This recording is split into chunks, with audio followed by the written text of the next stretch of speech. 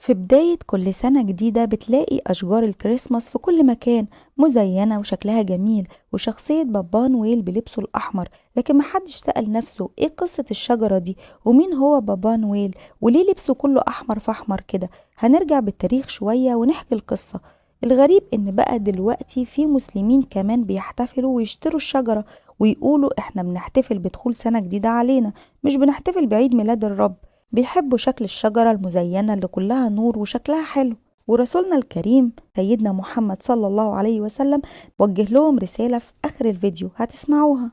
الكريسماس هو أحد أهم الأعياد عند المسيحيين، عيد ديني بيحتفلوا بيه بميلاد المسيح عيسى عليه السلام. أصل كلمة كريسماس مشتقة من كلمتين، كريس المنقذ أو المخلص اللي هو المسيح، وماس مشتقة من كلمة فرعونية تعني ميلاد، فالجملة معناها ميلاد المسيح. التاريخ الصحيح لميلاد عيسى عليه السلام غير معروف بالظبط عند المسيحيين، هم اختاروا يوم 25 ديسمبر وبيحتفلوا بيه. بيبدأ الاحتفال من ليلة 24 ديسمبر. طب ليه اختاروا يوم 25 ديسمبر بالذات؟ لأن الرومان كانوا بيحتفلوا في اليوم ده بإله الشمس، فهو في الأصل كان عبادة وثنية، لكن بعد كده اختارت الكنيسة الغربية اليوم ده لتحويل العادات والممارسات الوثنية ليوم لعبادة الرب يسوع عندهم. ايه؟ اتحدد ازاي؟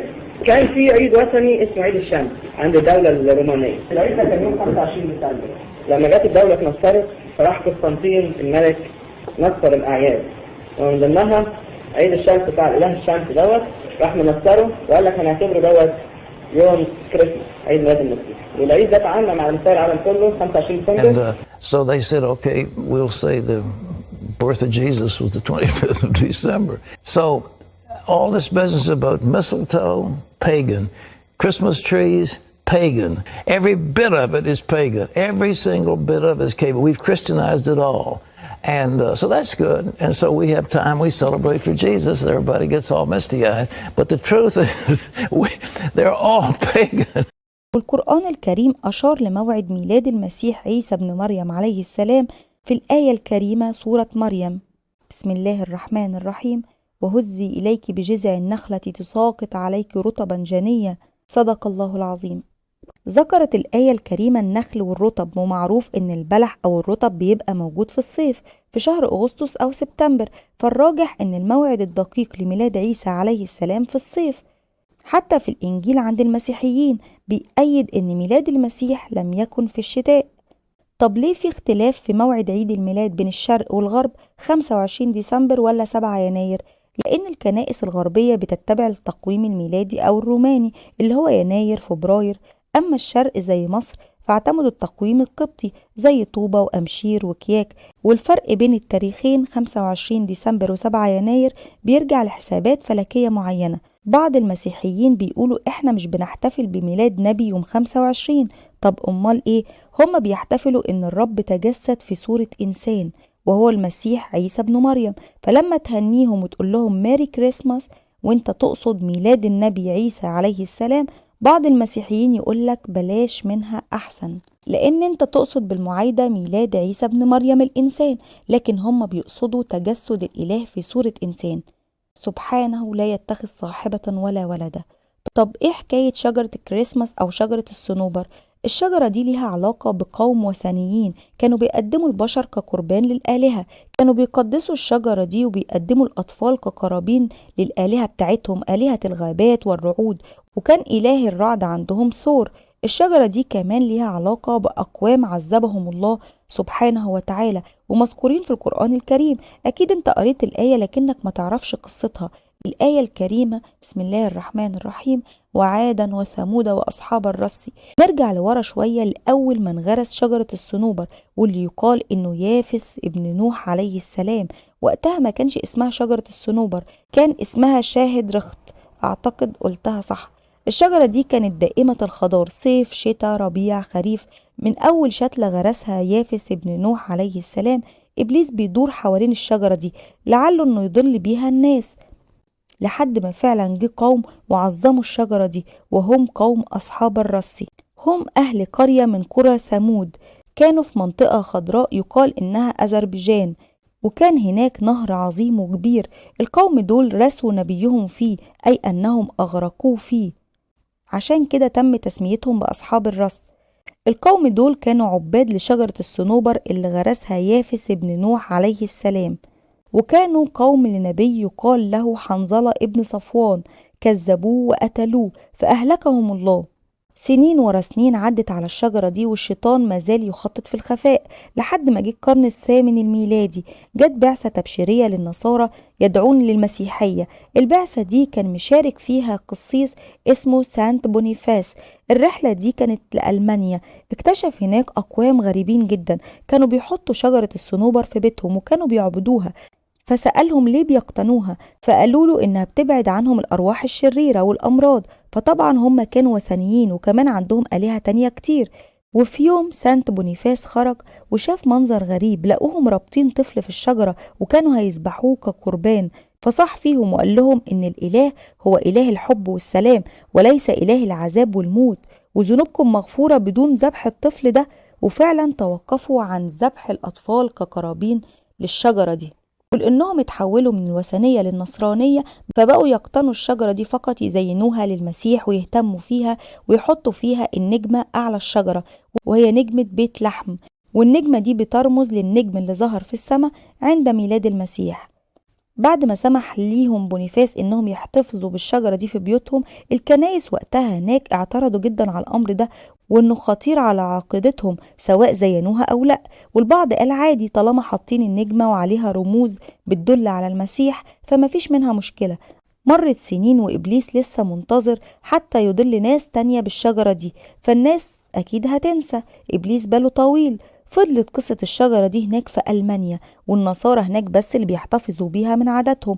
وبعد 1000 سنة تقريبا في القرن الثامن عشر الميلادي، زوجة ملك بريطانيا العظمى جورج الثالث كان أصلها ألماني اسمها صوفيا تشارلوت، دخلت فكرة الشجرة دي لبريطانيا وحطت فكرة الشجرة دي في المجتمع هناك، لكن ما كانوش بيقتنوها في البيوت.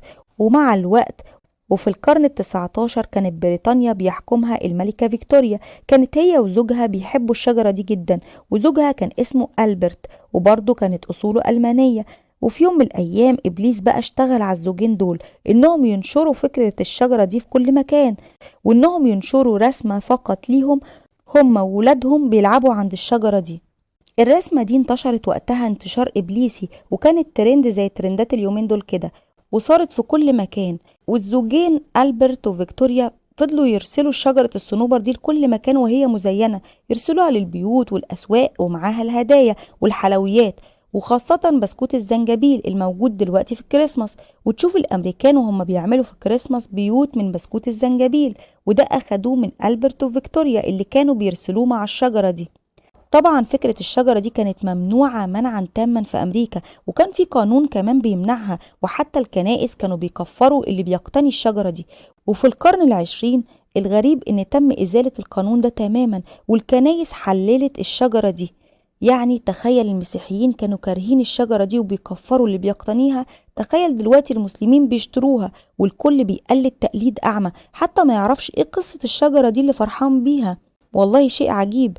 وفعلا الشيطان نفسه طويل عشان يضل بني آدم. وحصلت واقعة أيام النبي محمد صلى الله عليه وسلم، برضو كان في شجرة كده في الجاهلية زي شجرة الكريسماس، شجرة بيحطوا عليها زينة وتعليق، كانوا بيسموها ذات أنواط، يعني ذات تعليق وزينة. كان الرسول صلى الله عليه وسلم والصحابة كانوا في طريقهم لمعركة خيبر، مروا بشجرة ذات أنواط وأعجبوا بيها جدا. كانوا صغار الصحابة دول لسه حديثي الإسلام، وكان شكلها حلو لأن المشركين كانوا بيعلقوا فيها الأسلحة، فكان ده بيزيدها جمال. ومن قلة علمهم بالإسلام قالوا صغار الصحابة للرسول اجعل لنا ذات أنواط، زي ما ليهم شجرة اعمل لينا احنا كمان شجرة، شيء جميل وإيجابي. فالتفت ليهم الرسول صلى الله عليه وسلم بالتفاتة التعجب فقال لهم سبحان الله، الله أكبر، هذا كما قال قوم موسى لموسى يوم مروا على قوم يعبدون الأصنام فقالوا يا موسى اجعل لنا إلها كما لهم آلهة. وطبعا قوم اتخذوا العجل كصنم يعبدوه من بعد هذا الطلب. شوف تشبيه الرسول صلى الله عليه وسلم لطلبهم، عايزين شجرة تتباركوا بيها وبعدين تعبدوها وتبقى زي الصنم زي قوم موسى. قال لهم الرسول بعدها والذي نفسي بيده لتركبن سنن من كان قبلكم، يعني والذي نفسي بيده إنكم بتعملوا زي قوم موسى.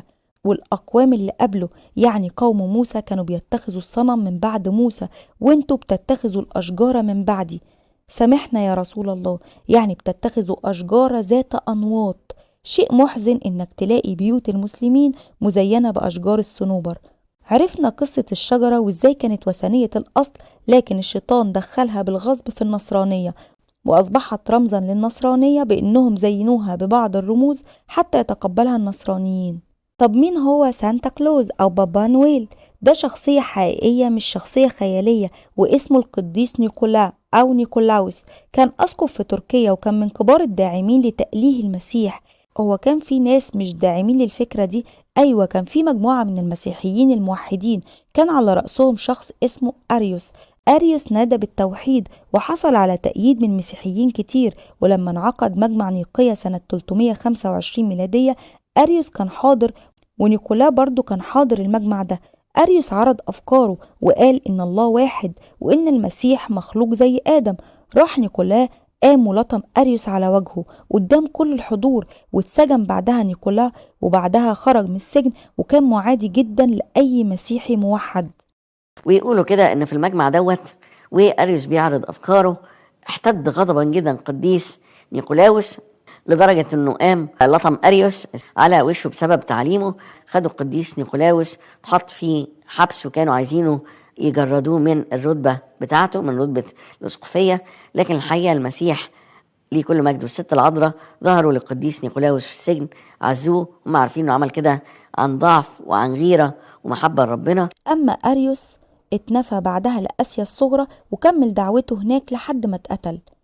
القديس نيكولا بقى عشان يحبب الناس خصوصا الأطفال جاب لهم الهدايا، وكان بيعمل أعمال خيرية، وعملوا له عيد واحتفال قبل عيد الميلاد بأيام وسموه عيد نياحة القديس نيكولاوس. طب سانتا كلوز اللي هو القديس نيكولاوس، طب ايه كلمة سانتا كلوز دي؟ بعد ما مات نيكولاوس سموه سانت نيكولاوس، بمعنى نيكولاوس المقدس أو العظيم، ومن هنا جاء اسم سانتا. أما كلوز هو اختصار اسم نيكولاوس باللغة الألمانية. بس ليه سانتا كلوز بيلبس أحمر في أحمر؟ سنة 1823 كان في شاعر أمريكي اسمه كلارك موريس كتب قصيدة وسماها الليلة التي قبل عيد الميلاد، وكان بيتكلم فيها عن سانتا كلوز. بعد كده جه رسام اسمه توماس نيست حب يرسم صورة لسانتا كلوز، فشركة بقى كوكاكولا كانت مبيعاتها منخفضة جدا في الشتاء، فقالوا للرسام توماس انه يخلي الرسمة كلها احمر في احمر عشان تبقى دعاية للشركة بتاعتهم. وفي عام 1881 قام الرسام الأمريكي توماس نيست بإنتاج أول رسم لبابا نويل كما نعرفه اليوم، ببدلته الحمراء الجميلة ودقنه البيضاء الطويلة. ويقال إن ذلك كان ضمن حملة ترويجية لشركة كبرى ربما تكون كوكاكولا، ومن وقتها انتشرت سانتا كلوز أو بابا نويل في ثوب الجديد نيو لوك. بفكركم ان شركة كوكاكولا مقاطعة، ربنا ينصر اخواتنا يا رب. الغريب الشبه بين سانتا كلوز في يومنا الحالي وبين آلهة الرعود زمان. بصوا معايا كده، بنشوف سانتا كلوز وهو طاير في السماء بالعربية بتاعته وعليها الوعول كتصوير لآلهة الرعد اللي كانوا بيقدموا ليها الأطفال كقربان لهذه الآلهة. فعلا سانتا بوقتنا الحالي شخصية قريبة جدا بالذات لقلوب الأطفال، لكن بشكل محبب وبيجيب لهم الهدايا. شيء غريب إن مسلسلات نتفليكس أثرت على العقول، كله عايز يمشي مع الموضة وخلاص، الكل يجهل التاريخ وأصل كل اللي احنا قلناه ده. اللهم يا مقلب القلوب ثبت قلوبنا على دينك، اللهم أرنا الحق حقا وارزقنا اتباعه، وأرنا الباطل باطل وارزقنا اجتنابه. انشر الفيديو ده عسى الله أن يصيبك عليه، فالدالي على الخير كفاعله. واوعى تشتري شجرة الكريسماس ولا بابا نويل. أتمنى يكون عجبكم فيديو النهاردة، واستنونا في الفيديو الجاي إن شاء الله، هنتكلم فيه عن وهم الأبراج ودجالين التوقعات للسنة الجديدة 2025. هتوحشوني جدا للفيديو الجاي، ودمتم في أمان الله، مع السلامة.